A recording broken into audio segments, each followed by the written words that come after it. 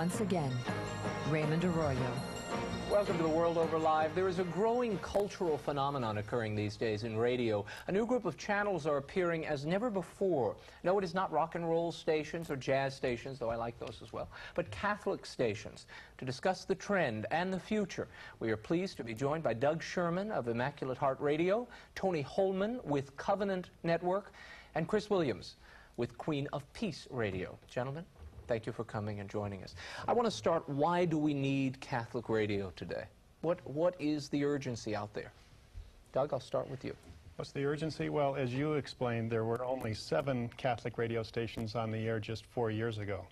There are 15,000 radio stations in the whole country, and about 10% of those are religious. So 1,500 or 1,600 Protestant radio stations in the country, and 4 years ago there were only 7 Catholic radio stations. So we weren't evangelizing, we weren't getting the word out, and I think that's it kind of in a nutshell, that as we grow more stations, as we start more stations, and the truth and the beauty of the Catholic faith is on the airwaves, miraculous things happen. Tony, why do we need Catholic radio today in your opinion? It's a great way to reach many people, to evangelize their faith, inspire people to live their faith and grow closer to Christ.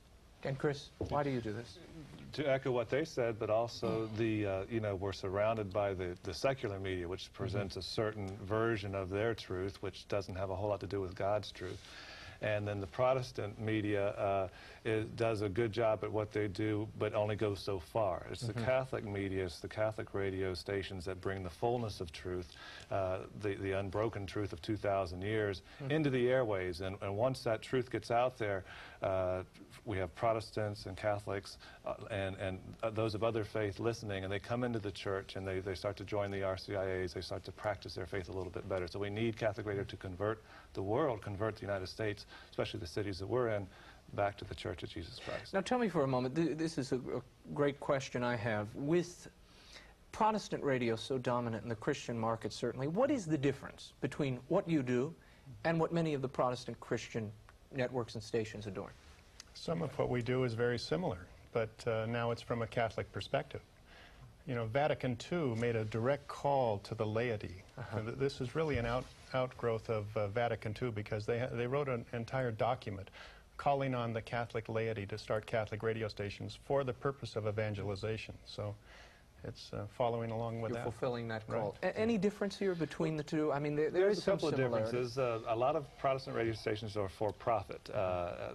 Some of them make very good money playing Christian music, modern Christian music and things like that. We, on the other hand, focus on a not-for-profit basis, where we're really just out there to present the truth and to catechize Catholics, fallen away Catholics, and those who hopefully will one day be into the faith. The other difference is the Catholic Church is universal, so there's one truth. Many Protestant stations will sell airtime to different local pastors. So this pastor will say one thing, and this pastor will say another thing, and this one will say a slightly different version. In the Catholic faith, that's not really the way it is. There's one universal truth, and so our message is very coherent and very uniform. When Queen of Peace was looking for something to model, some successful Catholic radio station to model, we really looked at EWTN and Mother Angelica. And her philosophy, as far as I know it, is to present the truth and to also to give it away, so to speak. In fact, most of us got involved with Catholic radio when Mother Angelica let it be known that she would give away her radio signal for nothing. And I was a dentist.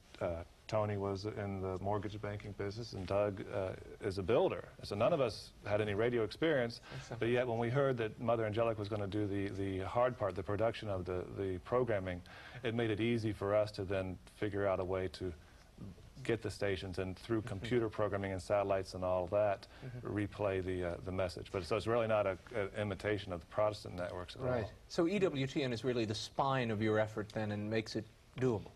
Yeah, none of this really would have been possible if EWTN weren't providing the programming to us for free. And they don't produce all of the programming themselves. They gather the best from around the country, and they send it up to satellite and leave it up there for free for us to pick up and rebroadcast. Do you see this as a great business opportunity for Catholic people who are interested in evangelizing? Or is there not much money to be made here? No, I don't think it's really a business opportunity. It's more of a apostolic type work to Tony, give me an example of what you're hearing from listeners and how they may have had their hearts changed or minds changed by listening to one of your stations.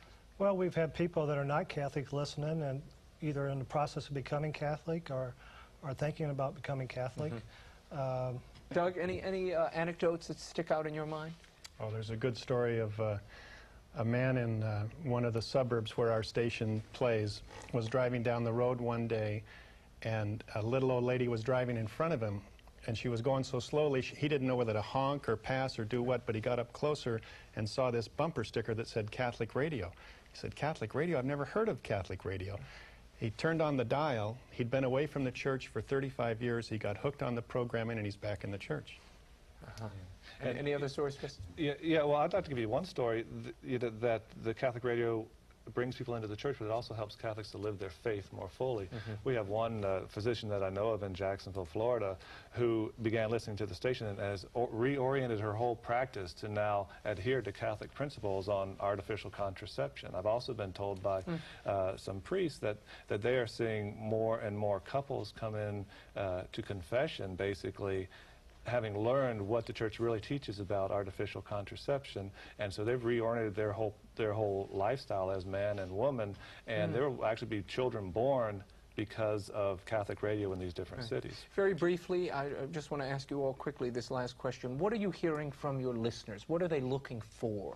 I'll start with you, Tony. They're looking to learn more about their faith and be inspired to live their faith. Doug? I think there's been a lot of confusion in the last 30 years, and they love to hear the truth of the faith proclaimed clearly. And Chris? I can't say it any better than that. Well, very good.